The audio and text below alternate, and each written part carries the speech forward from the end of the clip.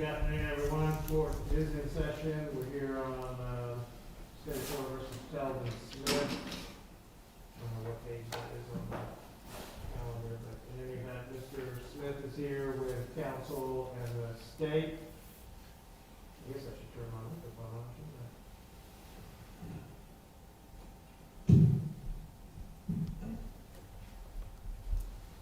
I? All right, let me repeat that. Mr. Smith is here with counsel and the state. Understand we have a proposed agreement between the state attorney's office and the defense, is that right? That is correct, Judge. All right, well, and everyone can remain seated if you would like, since we do have some folks on Zoom. I think you have to be in front of the microphone for Zoom to be able to hear. So whether you stay seated or stand, doesn't matter to the court, but I think it's easier if you're seated. Mr. Powell? Thank you, Your Honor. May it please the court. Yes, sir. I have reviewed, and Mr. Smith has reviewed, the one count information that was filed today. We don't have a copy of it. We have read it. So with that in mind, and we understood what it was going to say before this afternoon. So with that in mind, Mr. Smith has authorized me to enter a plea of no contender pursuant to Rule 3.172, parentheses E, parentheses 2, where he determines it to be in his best interest while maintaining his innocence. It is an exhibit identified as Exhibit A that is attached to the written plea form that we provided the original to the court. And I can recite those terms if the court wishes. If you would. Yes. As I mentioned, it's pursuant to Rule 3.172, parentheses E, parentheses 2, to the child abuse information. The agreement is that the court would withhold adjudication of guilt, and Mr. Smith would be placed on a period of probation for 3 years. The agreements include that there is no limitation in the probation with respect to Mr. Smith having contact with any person, adult or child, who is a member of his family. Secondly, there is no restriction of any kind as part of the probation for Mr. Smith to have contact with a male of any age. Third, because the state has alleged previously a relationship between Mr. Smith and a female between the ages of 17 and 18, Mr. Smith would undergo an evaluation by Dr. George Deichman. That evaluation has already been completed and provided to the state, and they're aware of that. The probation would include psychosexual counseling, and Mr. Smith would follow any recommendations of the treating practitioners, and he shall have no contact with NW. And we agree NW would be the person referred to earlier in that paragraph as between the ages of 17 and 18. Next, it would be that other than females who are members of his family, he would have no contact with any females under the age of 18 until such time as the evaluator or counselor approves. Additionally, as part of this probation, the state does not oppose and we request to allow Mr. Smith to travel freely without the necessity of seeking permission between Jacksonville, Florida and Valdosta, Georgia, where many of his family members and extended family members reside. And for the court's benefit, since the last several years, he's been traveling regularly to Valdosta, Georgia for several days a week to be with them. But the probation wouldn't be transferred. No, but there is a provision, I'll come to that in a minute. The next provision is that the state would not object if he sought transfer of probation from Florida to Georgia, but that is not in the works now. That has not been requested. And finally, there would be court costs in the amount of $516. Okay. And this is on the third degree felony of child abuse? Yes. Madam Clerk, are there any other costs or surcharges with that charge? No. Is this the state's recommendation in this case? This is the state's recommendation, Your Honor. We've reached this agreement in part because Mr. Smith does not have any prior convictions. I discussed the terms of this with both NW and her mother. NW is present via Zoom today. We discussed all of these terms again earlier today. She is in agreement with them, Your Honor. She did not want to have to undergo the publicity associated with the trial. It was also important that Mr. Smith not become a convicted felon.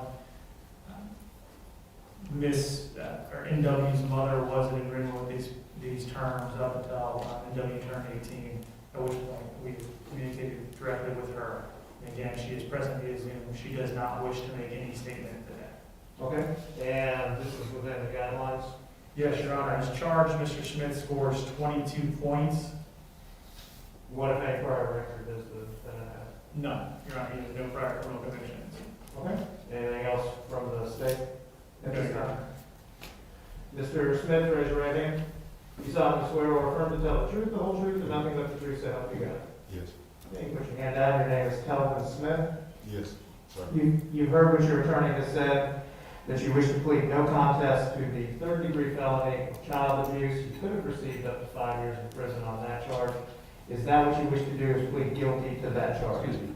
I'm sorry, plead no contest to that charge. Sorry, forced to have it. Is that what you wish to do, is plead no contest to that charge? Yes, sir.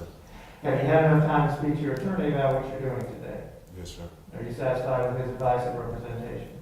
Yes, sir. Were you under the influence of any alcohol or drugs, or suffering from any substance or condition this afternoon that would affect your ability to think clearly?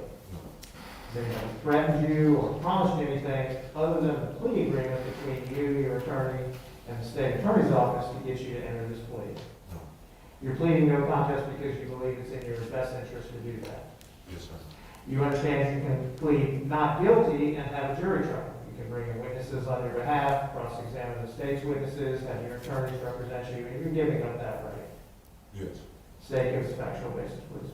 Your Honor, we had agreed to stipulate. Stipulate, all right, state party stipulate to a factual basis. Yes, Your Honor.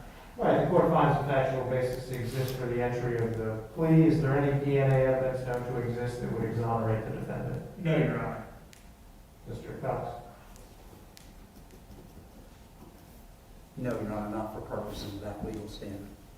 Mr. Smith, you understand if you were not a citizen of the United States, the entry of the plea could subject you to deportation. Yes. You understand if this were a sexually motivated offense, or if you've been convicted of one before, and either one of those both may apply, or neither may apply. But you understand that the entry of your plea could subject you to a civil commitment at the conclusion of your sentence. Yes, sir. Mr. Smith, Mr. Cox would have gone over with you a copy of this form I'm holding up called Plea of No Contest and Negotiated Sentence. Did he go over a copy of that form with you? Yes, sir. Did you understand everything on the form as he explained it to you? Yes, sir. Any questions about anything that's on the form? No, sir. Or any questions about anything that's happening here today? No, sir. Court finds that Mr. Smith's plea is freely, knowingly, and voluntarily entered with full understanding of the nature and consequences of the plea. Therefore, the court accepts your plea of no contest to the third-degree felony of child abuse. The court will withhold adjudication of guilt, place you on 3 years of probation with the following special conditions. How much credit time, Madam Clerk? 1 day. You'll serve 1 day in the Duval County Jail with credit for 1 day time served. You will pay $516 in court costs. You will undergo psychosexual counseling. Is that going to be with Dr. Deichman, or? It's not determined. Am I not limiting it? All right, you'll undergo psychosexual counseling as approved. Your travel will not be restricted between Jacksonville, Florida, and Valdosta, Georgia. You will be allowed to have contact with females in your family under the age of 18. You will not be allowed to have contact with females outside of your family under the age of 18 unless or until approved by the probation office. Is that the understanding of the parties? That is correct, Judge. Right. Your Honor, if I might, it's actually the evaluator, the counselor, Okay, very good. not the probation officer. By the evaluator, the psychosexual evaluator. Your probation will be supervised by Florida for the time being. However, the prosecution agrees that it will not object to the defendant's probation being transferred at the appropriate time to the state of Florida, if approved by the department and as well as the Department of the State of Georgia. Is that it? Your Honor, I just want to make sure that the court put on the record that he's had no contact with the victim NW. Oh, I left that out, so thank you for reminding me that you will have no contact with the listed victim in this case, whose initials are NW. Anything else from the state? No, Your Honor. Defense?